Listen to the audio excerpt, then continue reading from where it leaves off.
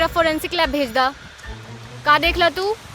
तेल लोग बैठ कर दारू पियत रहले, फिर एक आदमी अलग और कहा उछल उछल के मरला, रिचुम रिचुम रिचुम। का तू लोगन के पहचान सकला? हाँ मैम, हम बिल्कुल पहचान सकीला। अर्जुन, इस सारे इन्फॉर्मेशन मानव सर के दा। जी मैडम। एकरा लेके चला और स्केच आर्टिस्ट के बुलावा। सर स्केच रेडी है। प्रकाश, हम का बोलत बानी कि कल तो घर जल्दी आ जाइहा। हमरा अरे के ना। पार्लर भी लेके जाए के बा ना तोहरा के, काहे कि कल हमरा के सबसे बेस्ट दिखे के बा। प्रकाश प्लीज ना।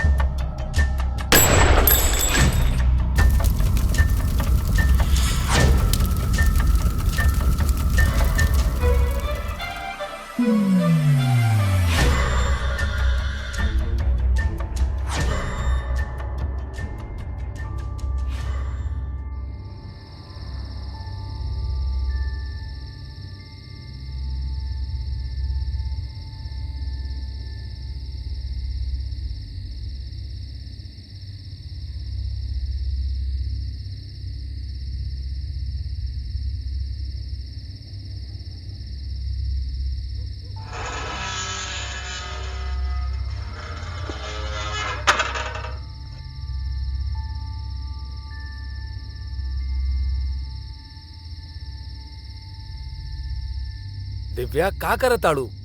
जल्दी रेडी हो जा। हम तो ऑलमोस्ट रेडी ही बानी, आप जल्दी से फ्रेश हो जाएं। ली ही। हमके रेडी होए में कितना टाइम लागे? हम ऐसे गए नहीं और ऐसे आएंगे। ठीक बा, जल्दी आई।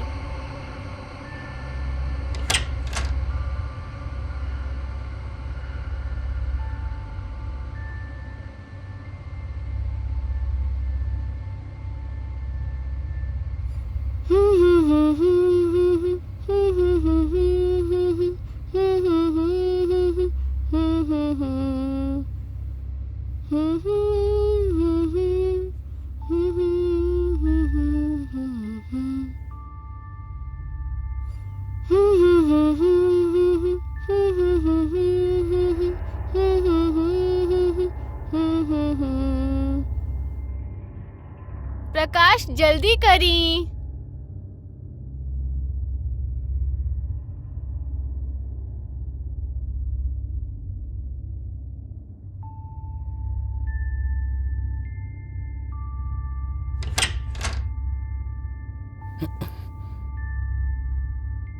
दिव्या तू भाई तक रेडी ना भइलू? 2 मिनट बाबा, बस अभी रेडी हो जात बानी। ठीक बा, हम नीचे जाता नहीं, कार निकाला तानी। प्लीज तू फटाफट रेडी होके नीचे आ जा। ठीक बा।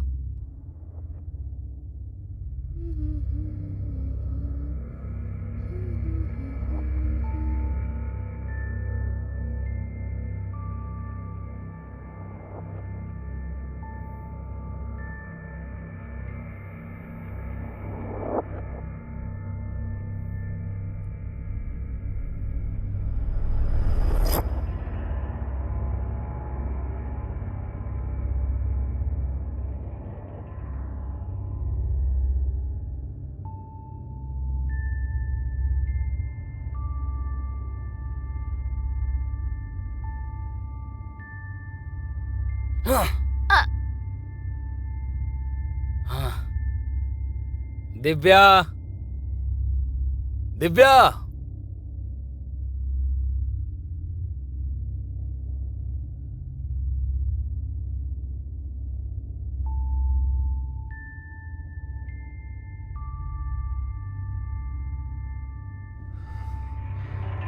दिव्या।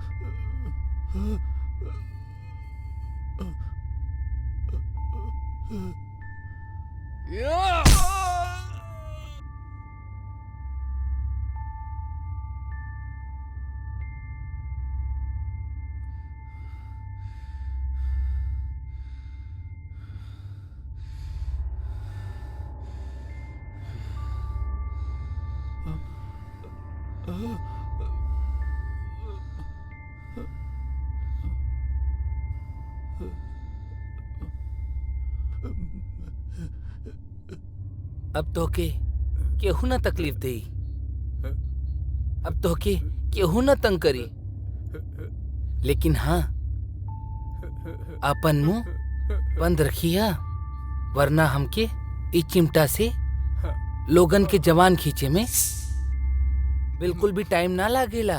समझ गईला ना? हमके बहुत मजा आवेला।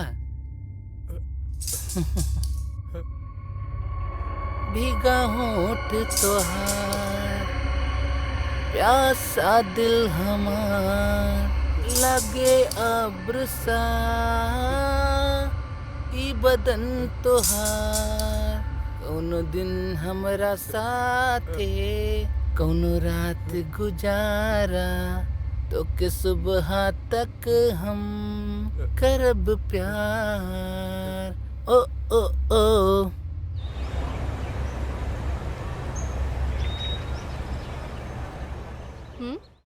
का देखत बाड़ा?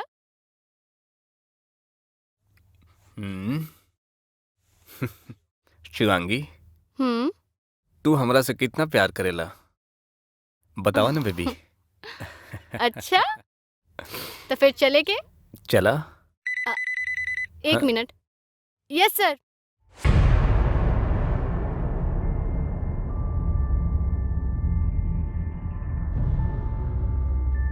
शिवांगी, जी सर। नंदानगर में एक हस्बैंड वाइफ के मर्डर हो गइल बा। हम अपन फोन से लोकेशन सेंड करतानी, जल्दी पहुंचो वहां पर। ओके सर।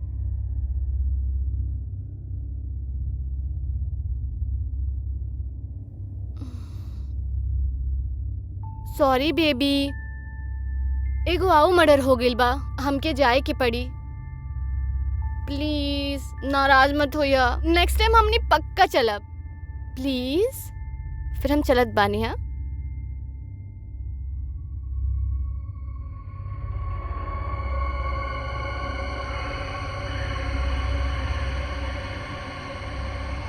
सॉरी बेबी, इमरजेंसी काम बा, नेक्स्ट टाइम हमनी पक्का चलब प्लीज। कब तक चलत रही ये सब? हमरा लगता हमरा के कुछ फाइनल डिसीजन ले लेवे के चाहिए। डिसीजन? कैसा डिसीजन? हमनी के अलग होवे के।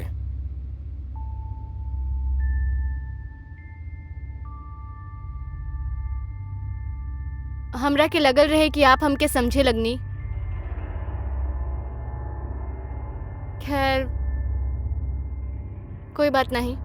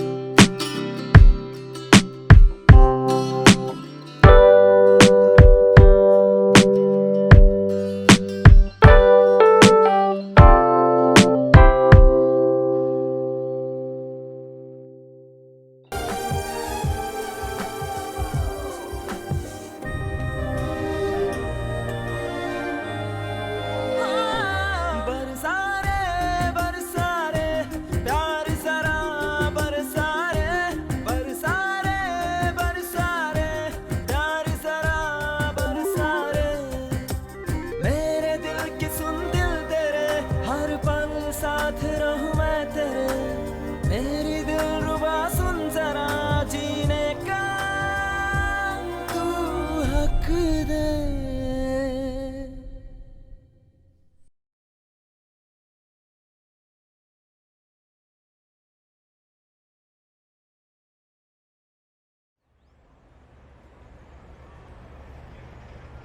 हाँ, हम अभी हॉस्पिटल से निकला था नहीं। आओ, कुछ देर में पहुंचा था नहीं। हाँ।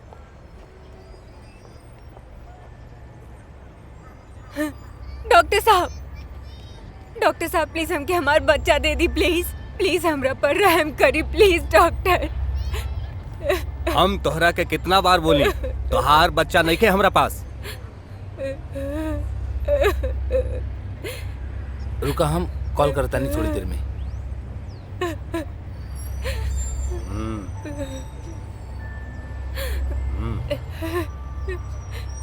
वैसे अगर तू चाहा तो हम दूसरा बच्चा दे सकीला। जरा सोच के बताइए।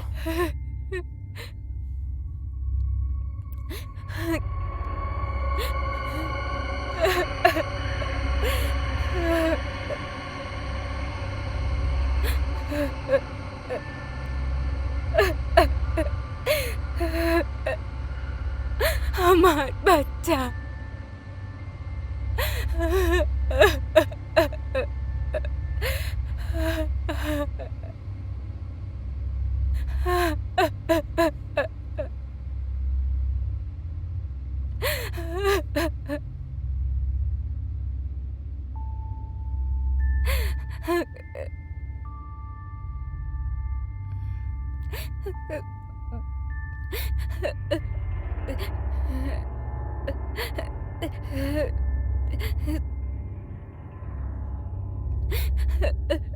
इली।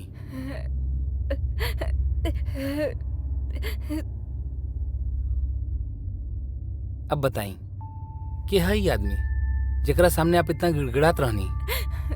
भैया हमार बच्चा बच्चा मतलब? ई डॉक्टर शुक्ला बाड़न 3 दिन पहले इनकर अस्पताल में हमार डिलीवरी भइल रहे। हमरा पास पैसा न रहे तही हमार बच्चा रख लेलन और बोलत बाड़न पैसा लेके आवा फिर बच्चा लेके जाया। और हम 2-3 बार पैसा लेके गईनी तो बोलत बाड़न कि हमार बच्चा के कोरोना हो गइल और ओकर डेथ हो गइल और दफना भी देले। ओके कैसे कोरोना हो सकेला भैया? जब वो पैदा भइल रहे तब बिल्कुल ठीक रहे, बिल्कुल। और अगर कोरोना हो जात तो हमके बता देते ना, पर ये लोगन हमके बतैले ना और दफना भी देले होके। पुलिस के पास भी गइल रहनी, वो कहले कि कोरोना की वजह से मर गइल। अब हमने कुछ न कर सका। लेकिन हमार दिल कहेला भैया हमार बच्चा जिंदा बा। इस सब लोगन झूठ बोल रहल बाड़े, डॉक्टर अस्पताल सब झूठा बाड़े भैया। हमके हमार बच्चा दिला दी भैया, प्लीज हमके हमार बच्चा दिला दी। कितना पैसा रहल? 10,000। सिर्फ 10,000 दे के रहल? 10,000 के खातिर केहू किसी के बच्चा कैसे रख सकेला? अगर आपके बच्चा चाहिए तो जैसा हम कहीं आप वैसन करी। प्लीज भैया, भैया हमके हमार बच्चा दिला दी। आप जे बोला हम उहे करब, प्लीज। बस हमके हमार बच्चा दिला दी प्लीज।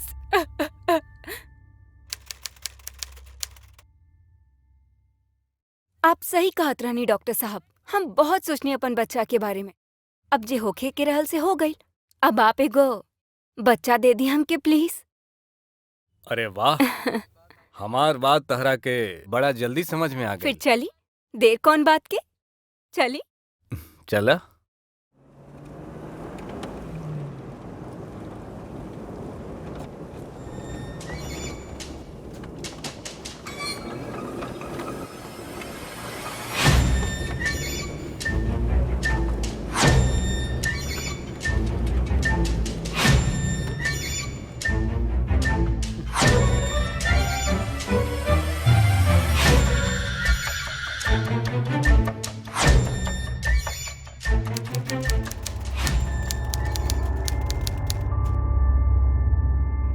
सर एको इमरजेंसी है। वायरलेस से हमके खबर मिलल बा कि सिटी हॉस्पिटल के डॉक्टर के क्यों किडनैप कर ले बा। लोकेशन हमरा लगे बा। शिवांगी के इन्फॉर्म कैला? जी नहीं सर, खबर वही वही हमनी के मिलल बा, तो हम आपके इन्फॉर्म मूव। जी सर।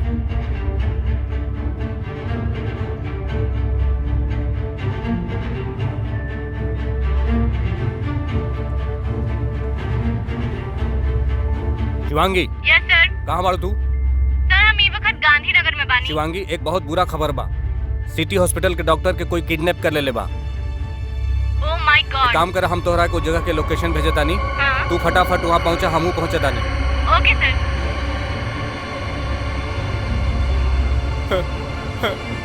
खोला हमरा के, खोला खोला खोला हमरा के, खोला हमरा के, खोला हमरा के। तू हमरा के धोखा देला। देखा ये तू अच्छा नहीं का करत। देखा हम बोला तानी हमरा के छोड़ दा। देखा छोड़ दा हमरा के, जाए दा। देखा तू बहुत गलत करत बाड़ू। हैं? हमरा के यहाँ काहे बांध के रखले बड़ा? कौन बड़ा तू? हाँ, हमरा के यहाँ काहे लैला? के बड़ा तू? हमरा के काहे खातिर यहाँ बांध के रखले बड़ा? का रे डॉक्टर, हमरा बारे में रोज पढ़ेला, हमरा बारे में रोज न्यूज आवेला, फिर भी पूछा तारा के बाड़े? ओ सीरियल किलर ना, सीरियल किलर लक्ष्मी। हाँ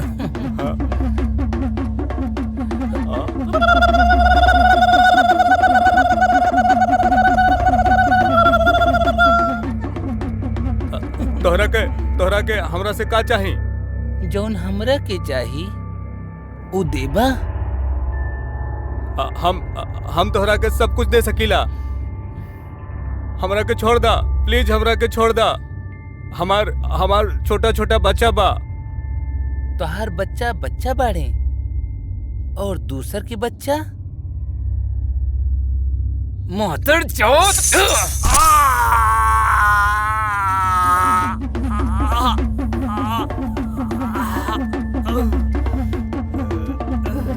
देखा देखा ये औरत के, कहाँ बा एकर बच्चा? कहाँ बा एकर बच्चा? बताओ तनी, सब बताओ तनी। रुका,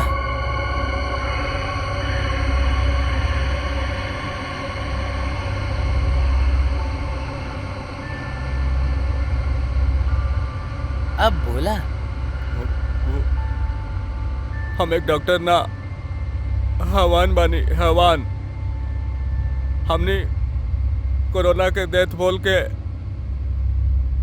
पेशेंट के बॉडी पार्ट्स निकाल लेविला। पेशेंट के सब बॉडी पार्ट निकाल के अच्छा दाम में सप्लाई कर देविला। मतलब तू हमार बच्चा के भी? हाँ?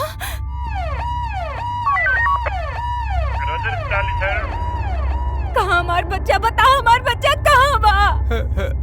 कहाँ हमार बच्चा? बताओ। हम अपना एक क्लाइंट के 2 लाख में तो हर बच्चा के बेच देली।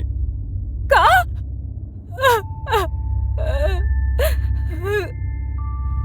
काहे बेचला इनकर बच्चा के?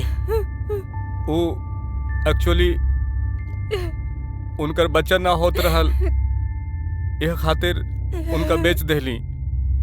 अच्छा, अब फोन करा और इनकर बच्चा के सही सलामत इनके घर पहुंचावा, समझला? करता नहीं। ठीक बा बहन।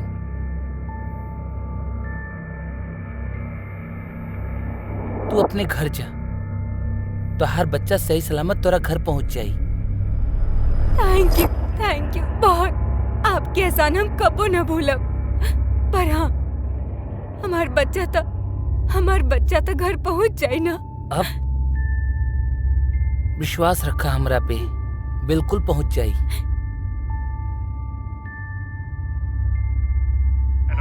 निकाल यार।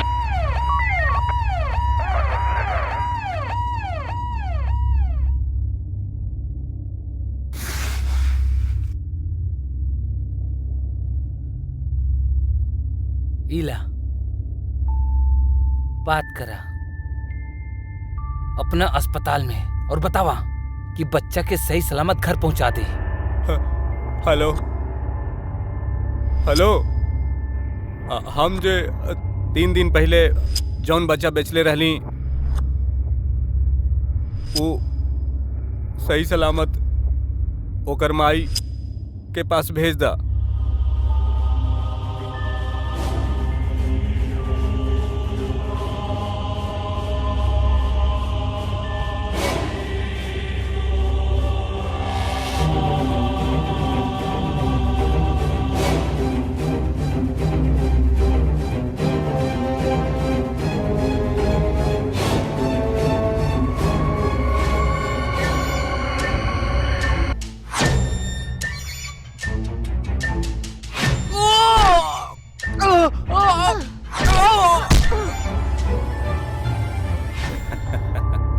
कहानी अच्छा सुनेला तू। थैंक यू हैं? Thank you. भोसड़ी के पुलिस वाला के चूतिया समझेला। बलून लेला बलून, रंग बिरंगा बलून लेला, रंग बिरंगा बलून लेला। प्लीज साहब बलून ले ली ना साहब, 2 दिन से कुछ नहीं की खैले साहब। एगो बलून ले ले तो आपके दुआ मिली साहब, ले ली ना साहब।